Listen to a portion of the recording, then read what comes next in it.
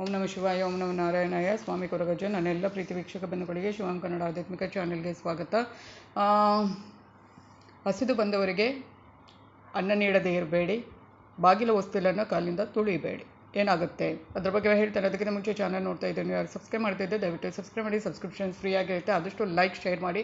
ಹಾಗೆಯೇ ಸಬ್ಸ್ಕ್ರೈಬ್ ಅಂತ ಹೊತ್ತುವಾಗ ಸೈಡಲ್ಲಿ ಬೆಲ್ ಐಕಾನ್ ತನ್ನ ಕ್ಲಿಕ್ ಮಾಡ್ತಾ ಅಂತ ಬರ್ತದೆ, ಕ್ಲಿಕ್ ಮಾಡೋದನ್ನು ಮರಿಬೇಡ. ನನ್ನೆಲ್ಲ ವಿಡಿಯೋ ನೋಟಿಫಿಕೇಶನ್ ಸಿಗುತ್ತೆ. ಆಧ್ಯಾತ್ಮಿಕಕ್ಕೆ ಜ್ಯೋತಿಷಕ್ಕೆ ಸಂಬಂಧಪಟ್ಟ ಉಪಯುಕ್ತ ಮಾಹಿತಿ ಇರುವಂಥ ವಿಡಿಯೋನ ಹಾಕ್ತಾ ಇರ್ತೇನೆ. ಹಾಗೆ ನಿಮ್ಮ ಏನಾದರೂ ಸಮಸ್ಯೆ ಇದೆ, ನನ್ನ ಜೊತೆ ಹಂಚ್ಕೋಬೇಕು, ಪರಿಹಾರ ಬೇಕು ಅಂದರೆ ಖಂಡಿತವಾಗ್ಲೂ ಅದನ್ನು ಸ್ಪಷ್ಟವಾಗಿ ಅರ್ಥ ಆಗುವಾಗೆ ಬರೆದು ಕಳುಹಿಸಿ. ರಾಶಿ ನಕ್ಷತ್ರ ತಿಳಿಸಿ ಗೊತ್ತಿಲ್ಲ ಅಂದರೆ ಡೇಟ್ ಆಫ್ ಬರ್ತ್ ಹಾಕಿ, ಎರಡರಲ್ಲಿ ಒಂದನ್ನು ನಮೂದಿಸಿದರೆ ಸಾಕು. ಹಾಗೆಯೇ ರಾಶಿ ನಕ್ಷತ್ರ ಗೊತ್ತಿಲ್ಲದವರು ಡೇಟ್ ಆಫ್ ಬರ್ತ್ ಗೊತ್ತಿದ್ದರೆ, ಖಂಡಿತವಾಗ್ಲೂ ತಿಳ್ಕೋಬೇಕು ಅನ್ನೋ ಆಸೆ ಇದ್ದರೆ ಖಂಡಿತವಾಗ್ಲೂ ಅದನ್ನು ಪ್ರಶ್ನೆ ಮೂಲಕ ಕೇಳ್ಬೋದು. ಹಾಗೆಯೇ ಯಾರಿಗಾದರೂ ನಿಮ್ಮವರಿಗೆ ಒಳ್ಳೆ ರೀತಿಯಲ್ಲಿ ಯಾವುದಕ್ಕಾದರೂ ವಿಶ್ ಮಾಡಬೇಕು ನನ್ನ ಚಾನಲ್ ಮುಖಾಂತರ ನಿಮ್ಮ ಪರವಾಗಿ ಅಂದರೆ ಖಂಡಿತವಾಗ್ಲೂ ಅದನ್ನು ಬರೆದು ಕಳಿಸಿ. ಖಂಡಿತವಾಗ್ಲೂ ವಿಶ್ ಮಾಡ್ತೇನೆ. ನನ್ನ ಜೊತೆ ಯಾವತ್ತೂ ಇರ್ತೇನೆ. ನಾನು ನಂಬಿರೋ ಶಿವದೇವರ ಕೊರಕಟ್ಟೆ ದೇವದ ಆಶೀರ್ವಾದ ನನ್ನೆಲ್ಲ ಪ್ರೀತಿ ವೀಕ್ಷಕ ಬಂಧುಗಳ ಮೇಲೆ ಸದಾ ಇರುತ್ತೆ ಅಂತ ಹೇಳ್ತಾ, ಒಂದು ವಾರದಿಂದ ಅಂದರೆ ಒಂದು ಸೋಮವಾರಕ್ಕೆ ನನ್ನ ಪ್ರೀತಿಯ ವೀಕ್ಷಕ ಬಂಧುಗಳು ಅಂದರೆ ನನ್ನ ಕುಟುಂಬ ಸದಸ್ಯರೇ ಆಗಿ ಹೋಗಿದ್ದಾರೆ. ಇವರೆಲ್ಲ ಒಬ್ಬರು ಆಚೆ ಈಚೆ ಮೆಸೇಜ್ ಮಾಡೋದು ಆಚೆ ಈಚೆ ಆದರೂ ನನಗೆ ಏನೋ ಒಂಥರ ಕಳವಳ ಆಗುತ್ತೆ ಅಂತಲೇ ಹೇಳ್ಬೋದು.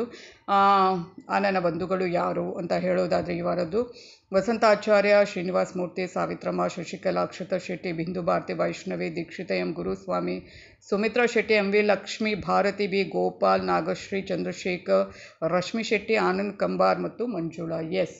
ಇವರೆಲ್ಲ ನನ್ನ ಪ್ರೀತಿ ವೀಕ್ಷಕ ಬಂಧುಗಳು. ಇವರೆಲ್ಲ ನನ್ನ ಕುಟುಂಬದ ಸದಸ್ಯರೇ. ಅಂದರೆ ದಿನಾಲೂ ಯಾರು ಮಾಡ್ತಾ ನಾನು ಹೆಸರು ಹೇಳುವಾಗಲೇ ಗೊತ್ತಿರುತ್ತೆ. ಅವರೆಲ್ಲ ನನ್ನ ಕುಟುಂಬ ಸದಸ್ಯರೇ ಆಗಿ ಹೋಗಿದ್ದಾರೆ. ಅವರೆಲ್ಲರ ಮೇಲೆ ಆ ಶಿವದೇವರ ಕೊರಗಜ್ಜ ದೇವದ ಆಶೀರ್ವಾದ ಪ್ರತಿ ಕ್ಷಣ ಪ್ರತಿ ಗಳಿಗೆ ಇರಬೇಕು ಅಂತಲೇ ನನ್ನ ಆಸೆ. ನಾನು ಹೇಳೋದು, ಮಧ್ಯಾಹ್ನದ ಹೊತ್ತಲ್ಲಿ ಯಾರೋ ಬಂದು ಅನ್ನ ಕೇಳ್ತಾರೆ, ಹಸಿವು ಅಂತ ಬರ್ತಾರೆ, ಅನ್ನ ಕೇಳ್ತಾರೆ, ಯಾವತ್ತೂ ಅವರಿಗೆ ಅವಮಾನ ಮಾಡಿ ಕಳಿಸಬೇಡಿ. ಇದ್ದ ನಿಮ್ಮ ಅನ್ನ ಏನಿರುತ್ತೆ ಮನೆಯಲ್ಲಿ, ಅದರಲ್ಲಿ ಒಂದಿಷ್ಟು ಅನ್ನವನ್ನು ಕೊಟ್ಟು ಅವರನ್ನು ಹಸಿವನ್ನು ದೂರ ಮಾಡಿ ಸಂತೃಪ್ತನನ್ನಾಗಿ ಮಾಡಿ. ಆ ಅನ್ನಪೂರ್ಣೇಶ್ವರಿ ಅಮ್ಮನ ಆಶೀರ್ವಾದ ಜೊತೆಗೆ ಆ ಅನ್ನವನ್ನು ಯಾರು ತಿಂತಾರೆ ನೋಡಿ, ಅವರು ನಿಮಗೆ ಆರೈಸ್ತಾರೆ ನೋಡಿ.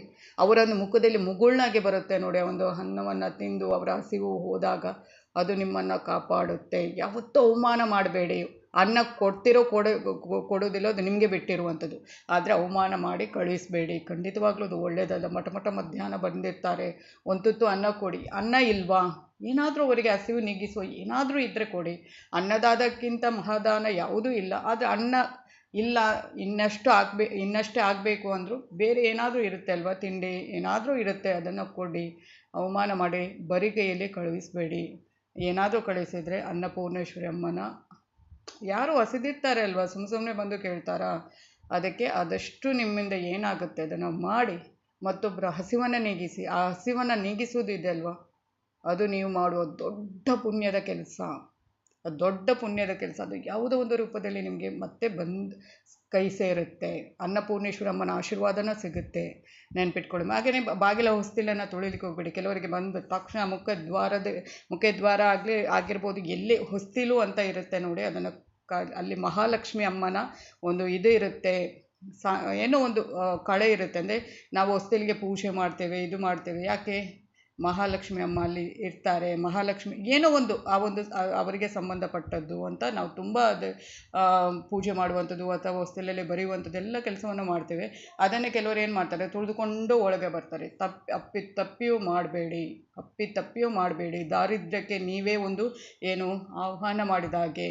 ನಿಮ್ಮ ಆ ಹೊಸ್ತಿಲನ್ನು ದಯವಿಟ್ಟು ಯಾವುದೇ ಅಪ್ಪಿತಪ್ಪಿ ಏನಾದರೂ ಸ್ವಲ್ಪ ತುಳಿದು ಹೋದರೂ ಅದಕ್ಕೆ ಕ್ಷಮೆ ಕೇಳಿ. ಅಂದರೆ ಅದನ್ನು ಕ್ಷಮಿಸಿ ಮಾಡ್ತಾರಲ್ವ, ನಮಸ್ಕಾರ